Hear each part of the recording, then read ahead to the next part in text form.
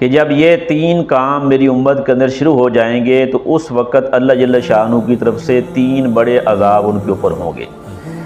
نحمدہ و نصلی علی رسول الکریم، اما بعد۔ بخاری شریف کی حدیث ہے، حضرت انس رضی اللہ تعالیٰ عنہ اس حدیث کے راوی ہیں، وہ فرماتے ہیں کہ ایک دفعہ ابو جہل نے اللہ جل شانہ سے کہا کہ اگر یہ کتاب حق ہے یا یہ نبی حق ہیں تو ہمارے اوپر کوئی پتھروں کی بارش بھیج یا ہمارے اوپر کوئی دردناک عذاب بھیج،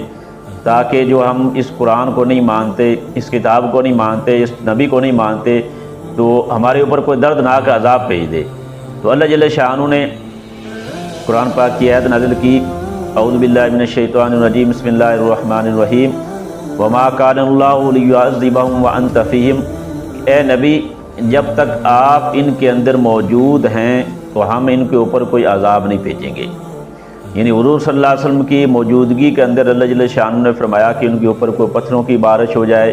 یا ان کے اوپر کوئی آسمانی عذاب نازل ہو جائے تو ہم اس طرح نہیں بھیجیں گے، کیونکہ آپ کی وجہ سے ان کے اوپر کوئی ایسا عذاب نازل نہیں ہو سکتا۔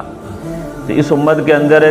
گناہ بڑے ہو رہے ہیں جو پہلی امتوں کے اندر ہوتے تھے، جن کی وجہ سے پہلی قوموں پر عذاب آیا تھا، تو وہ سارے گناہ اس امت کے اندر بھی ہوئے ہیں۔ شعیب علیہ السلام پر کی قوم پر جو اللہ جل شانہ نے آسمانوں سے انگارے برسائے تھے تو وہ ناپ تول کے اندر کمی کرتے تھے، اس امت کے اندر بھی ناپ تول میں کمی ہو رہی ہے۔ قوم لوط کا جو عمل تھا ان پہ جو عذاب ہوا، یہ عمل ادھر بھی ہو رہا ہے۔ تو باقی جتنی امتوں پر اللہ جل شانہ نے عذاب بھیجے تھے تو یہ سارے کام اس امت کے اندر پہ ہو رہے ہیں، لیکن اللہ کے نبی صلی اللہ علیہ وسلم کی دعا کی وجہ سے اس امت کے اوپر کوئی اجتماعی عذاب نہیں آئے گا۔ لیکن اللہ کے نبی صلی اللہ علیہ وسلم کی حدیث ہے، ترمذی شریف کی حدیث ہے کہ اللہ کے نبی صلی اللہ علیہ وسلم نے فرمایا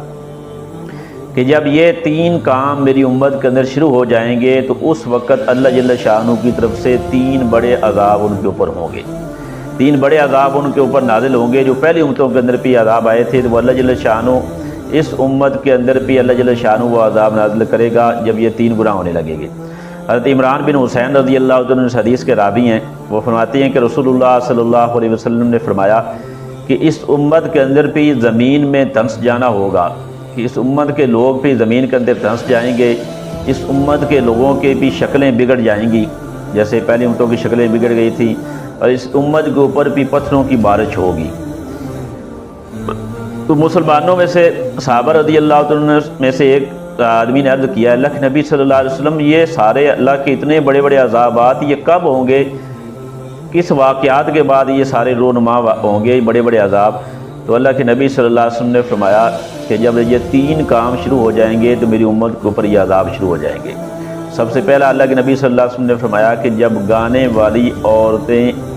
گانا شروع کر دیں گی اور گانوں کا رواج عام ہو جائے گا،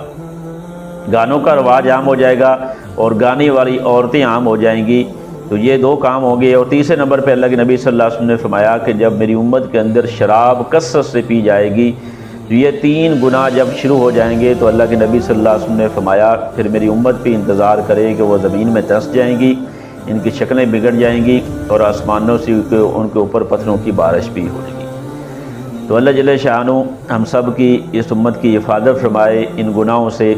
اللہ کے نبی صلی اللہ علیہ وسلم کی برکت سے جب تک حضور صلی اللہ علیہ وسلم تھے تو یہ عذاب نہیں ہوئے، لیکن اللہ کے نبی صلی اللہ علیہ وسلم یہ بتا کر گئے ہیں جب یہ کام شروع ہو جائیں گے تو ان کے اوپر یہ بھی عذاب نازل ہوں گے۔